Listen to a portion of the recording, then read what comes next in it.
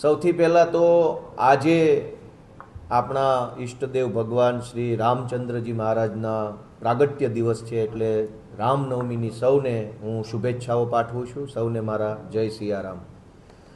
આજે મહત્ત્વના બે વિષયો ઉપર ગુજરાતભરની જનતાનું ધ્યાન દોરવાનું છે. ગઈકાલે વિધાનસભામાં મારો એક તારાંકિત પ્રશ્ન હતો. પ્રશ્ન ક્રમાંક 68થી મેં એક પ્રશ્ન પૂછ્યો હતો અને ગૃહમંત્રીએ મને લેખિતમાં જવાબ આપ્યો. જોકે એની વિધાનસભામાં ઊંડાણપૂર્વક ચર્ચા ઊભા થઈને જે કરવાની હોય એ નથી થઈ શકી સમયના અભાવે, પરંતુ જવાબ જે આવ્યો એ ચોંકાવનારો છે. મેં એવું પૂછ્યું હતું કે અમદાવાદ અને સુરત જિલ્લામાં આખામાં કેટલા લોકોએ સ્વરક્ષણ હથિયારનું લાયસન્સ લીધું છે પોતાના માટે, સિક્યુરિટી ગાર્ડ કે પાક રક્ષણ કે અન્ય કોઈ લાયસન્સની વાત નથી કરી, માત્ર માણસ પોતે કમરે લટકાવવાની રિવોલ્વરના લાયસન્સો કેટલા લોકોએ લીધા છે. અને મને સરકારે આશ્ચર્યજનક આંકડો આપ્યો કે અંદાજે સુરતની અંદર 2900 લોકો અને અમદાવાદમાં 5100 લોકો, એમ કુલ મળીને લગભગ 8000 લોકો પાસે હાલમાં રિવોલ્વરના લાયસન્સ છે. અને 1000 અંદાજે 1000 કરતાં પણ વધુ લોકોએ નવા હથિયારો મેળવવાની અરજી આપી છે. અને આ જે કાંઈ 8000 લોકો પાસે હથિયારો છે એ 8000 લોકોએ સરકારને એવી અરજી આપી હોય કે મારા જીવને જોખમ છે, મારા મિલકતને જોખમ છે, મારા ઉપર ભય છે, માટે મને બંદૂક આપો. સરકારે એને મંજૂરી આપી તો જ એની પાસે હથિયાર આવ્યું. આ આંકડો ખાલી સુરત અને અમદાવાદ બે જિલ્લાનો છે. રાજકોટ, મોરબી, ભાવનગર, જામનગર એનો આંકડો તો હજુ બાદ. આ આંકડો એવું બતાવે છે કે ગુજરાતના જે કોઈ પણ સુખી સંપન્ન લોકો છે એમને ગુજરાતની પોલીસ ઉપર કોઈ ભરોસો નથી, કાયદો વ્યવસ્થા ઉપર ભરોસો નથી, સરકાર ઉપર કોઈ ભરોસો નથી.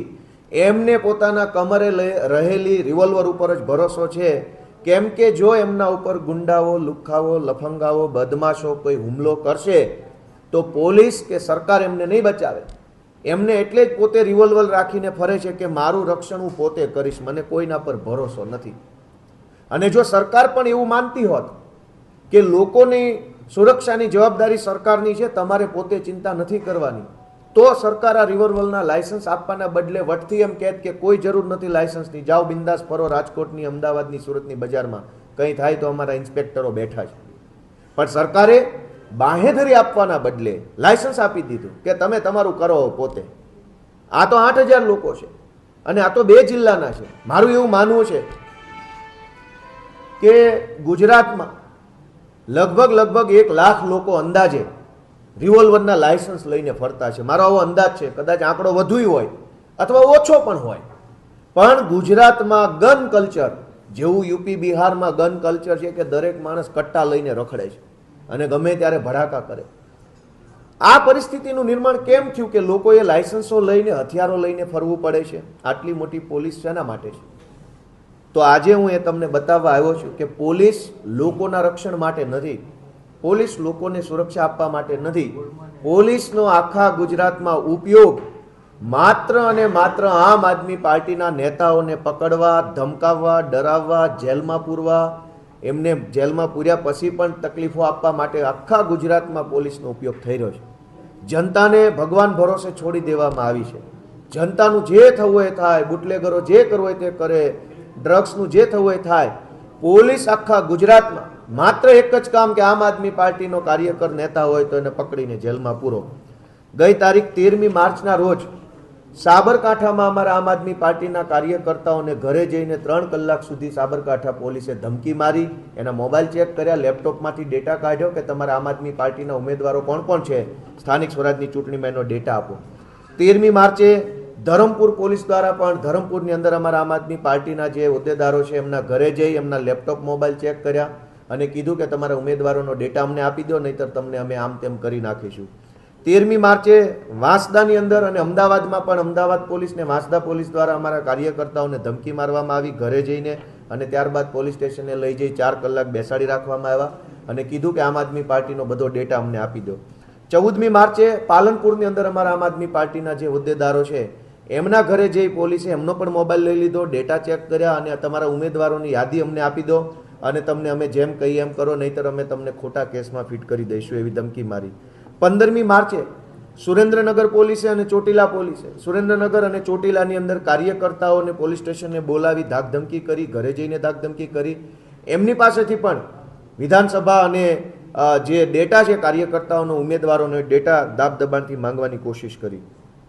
16મી માર્ચે નવસારીમાં, અમદાવાદમાં, નરોડામાં, બાપુનગરમાં અને એલિસ બ્રિજમાં આટલી જગ્યાએ પોલીસે, એલિસ બ્રિજ, બાપુનગર, નરોડા, નવસારી, અમદાવાદ પોલીસે અમારા એ વિસ્તારના કાર્યકર્તાના ઘરે જઈ અને એમની પાસેથી ચૂંટણીને લગતો ડેટા માગી ધાકધમકી ચાલુ કરી. અને જ્યારે આ તમામ વિસ્તારમાં જ્યારે અમે પોલીસને પૂછ્યું કે આ તમારે અમારો ડેટા શું કરવો છે, તમે કોના કહેવાથી આવા કાળા ધંધા કરો છો, આવી દલાલી કેમ કરો છો, એવું જ્યારે પૂછ્યું ત્યારે દરેક પોલીસે કીધું કે અમારી પાસે કમલમમાંથી ડેટા માંગવાનું અમને સૂચન કરવામાં આવ્યું છે.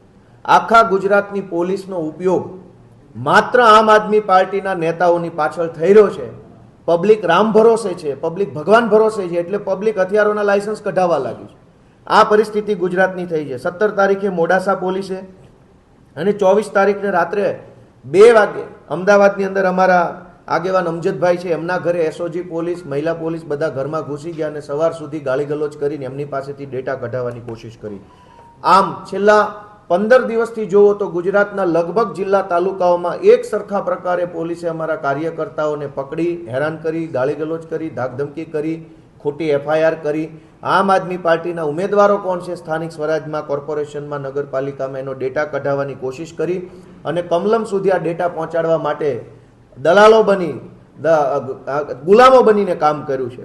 ગઈકાલે સુરેન્દ્રનગરના અમારા કોળી સમાજના આગેવાન અતુલભાઈ વેગડ વર્ષોથી ત્યાં કામ કરે છે, સમાજ સાથે સંકળાયેલા છે, પાર્ટી સાથે જોડાયેલા છે. એમને પોલીસે બોલાવી અને સુરેન્દ્રનગરના એસપીએ એની ચેમ્બરમાં બોલાવીને 2 લાફા મારી લીધા અને કીધું કે જા તારી જ્ઞાતિને જઈને કહી દે છે, બહુ વાયડી ના થશો તો ટાંટિયા ભાંગી જશે. આવું સુરેન્દ્રનગરના એસપીએ અમારા કોળી સમાજના આગેવાન અતુલ વેગડને કીધું ગઈકાલે.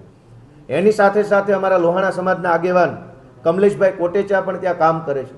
ગઈકાલે સુરેન્દ્રનગરના એસપીએ એને પોતે ધમકી મારી ચેમ્બરમાં બોલાવીને અને એણે એમ કીધું કે અમને ભાજપનો સપોર્ટ છે, તું બહુ ભાજપની વિરુદ્ધમાં વધારે પડતું બોલીશ તો તારો સુરેન્દ્રનગરની બજારમાં વરઘોડો કાઢવામાં આવશે, એટલે તું તારી મર્યાદામાં રહેજે. દીપકભાઈ ચેહલા છે અમારા આગેવાન અને કુણાલભાઈ શાહ છે, પત્રકાર છે, આરટીઆઈ એક્ટિવિસ્ટ છે. આ બધાને સુરેન્દ્રનગરના એસપીએ બોલાવી, ચેમ્બરમાં બોલાવી ધાકધમકી કરી, પોતે માર મારી, બીજા પોલીસવાળા પાસે માર મરાવીને એવી ધમકી આપી કે તમે આમ આદમી પાર્ટીનો ઝંડો લઈને નીકળ્યા છો એ બંધ કરી દેજો. કેમ કે આ અતુલભાઈ, અમારા કમલેશભાઈ, દીપકભાઈ, આ બધાને હમણાં જ આમ આદમી પાર્ટી દ્વારા સુરેન્દ્રનગર મહાનગરપાલિકાના ઉમેદવાર જાહેર કરવામાં આવ્યા છે. અને એમને પોલીસ એવું ધમકાવે છે કે તમે આમ આદમી પાર્ટી છોડી દો અને આમ આદમી પાર્ટીનું કામ કરવાનું બંધ કરી દો, નહીતર તમારા ઉપર ખોટી એફઆઈઆરો કરી અમે તમને જેલમાં પૂરી દઈશું. દોસ્તો, મારે જણાવવું છે કે પોલીસનો આ ધંધો છે. આ કામ કરવા માટે પોલીસના યુનિફોર્મ પહેરીને ફરીએ છીએ આપણે શપથ લીધી હતી તો આવા ધંધા કરવાની શપથ લીધી હતી.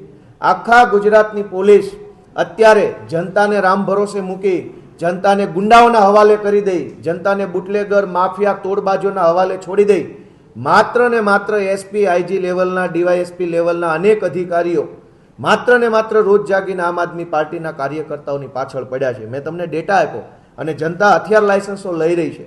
આ પરિસ્થિતિની અંદર ગુજરાતભરની જનતાને મારી એક જ વિનંતી છે કે આમ આદમી પાર્ટી આંદોલનમાંથી નીકળેલી પાર્ટી છે. અમે લડાયક માણસો છીએ. કોઈ એસપી આઈજીને દમદાટીથી બી જવાવાળા અમે નથી. અને જે એસપી આઈજી ભાજપની દલાલી કરે છે એને જોઈ લઈશું, શુદ્ધ ગુજરાતીમાં જોઈ લઈશું. એ કોઈ ટેન્શન નથી. સમય બદલાશે ત્યારે મોઢા હંતાડતા નહીં આવડે જે લોકો આજે ભાજપની દલાલી કરે છે એમને. પણ સવાલ એ છે કે જો પોલીસ ભાજપની દલાલ બનીને કામ કરે અને જનતાને ગુંડાઓના હવાલે સોંપી દેવામાં આવે, ગમે ત્યારે ખૂન થઈ જાય, ગમે ત્યારે રાજકોટમાં એક વેપારીની હમણાં હત્યા કરી નાખી થોડાક દિવસ પહેલા, ખુલ્લેઆમ છરીઓ મારી દેવામાં આવે છે, તો પોલીસ કંઈ નહીં કરે. અને આ પરિસ્થિતિમાં જનતા હવે પોતે હથિયારોના લાયસન્સ લેવા લાગી છે. એનો ડેટા મને ખુદ ગૃહમંત્રીએ આપ્યો છે. ત્યારે એક જ વિનંતી છે કે આ સ્થાનિક સ્વરાજની ચૂંટણી ભાજપ એક યુદ્ધની જેમ લડવા જઈ રહી છે, ત્યારે અમે પણ આ યુદ્ધ માટે તૈયાર છીએ. જનતાને વિનંતી છે કે આ યુદ્ધની અંદર સત્ય, ન્યાય, નીતિનો સાથ આપે, ઝાડુનો સાથ આપે, આમ આદમી પાર્ટીનો સાથ આપે.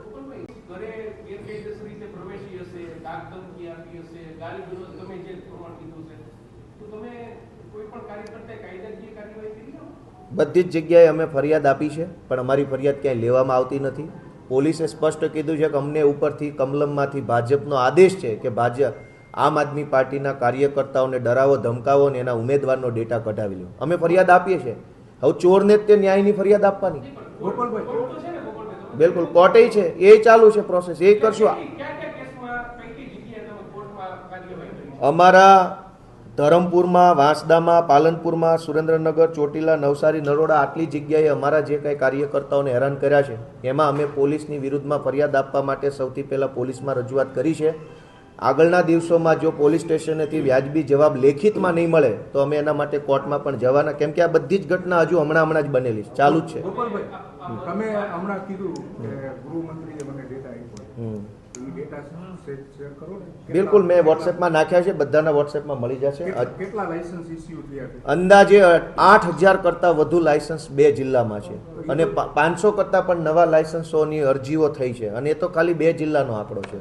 ગુજરાતમાં તો 33 જિલ્લાઓ છે, 2માં 8,000 હોય તો 4માં 8 દુ 16,000 થઈ જાય, તો 16 જિલ્લામાં કેટલા થાય? ખાલી રેન્ડમ આંકડો પકડીએ લોજિકથી તો પણ ખૂબ મોટી સંખ્યામાં ગુજરાતના લોકો હથિયાર લાયસન્સો લઈને ફરવા લાગ્યા છે, કેમ કે લોકોને ખબર છે કે અમને કંઈ તકલીફ પડશે તો પોલીસના ભરોસે રહેવાય એમ નથી, પોતાની સુરક્ષા સૌએ જાતે જ કરવી પડશે. ગોપાલભાઈ, કેજરીવાલ અત્યારે ગુજરાતના પ્રવાસે છે. દિલ્હીના એક મંત્રીએ શીશ મહેલ બતાવીને કેજરીવાલને રહેમાન ડકેત એવું ઉપમા આપી છે, શું કહેશો? આપણે સત્તામાં બેઠા છીએ તો આપણને જનતાએ કામ કરવા માટે મૂક્યા છે, ગાળી ગલોચ કરવા માટે નહીં. ભાજપના નેતાઓને વિનંતી છે, માંડ માંડ સત્તામાં આવ્યા છો તો 4 સારા કામ કરો તો બીજી વાર આવશો, નહીંતર પાછા ફેંકાઈ જશો.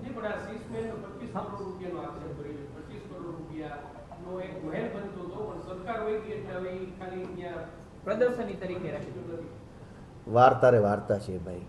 અહીંયા ભાજપના કોર્પોરેટરોએ 100 કરોડનું કરી નાખ્યું છે અને તમે મુખ્યમંત્રી ઉપર 25 કરોડના આરોપ લગાવતા શરમ નહીં આવતી? અહીં ભાજપમાં જે રાડાના મકાનો છે, જે સરકારી મકાનો, એમાં ભાજપના કોર્પોરેટરોએ કેટલા કરોડનું કરી નાખ્યું રાજકોટમાં જ.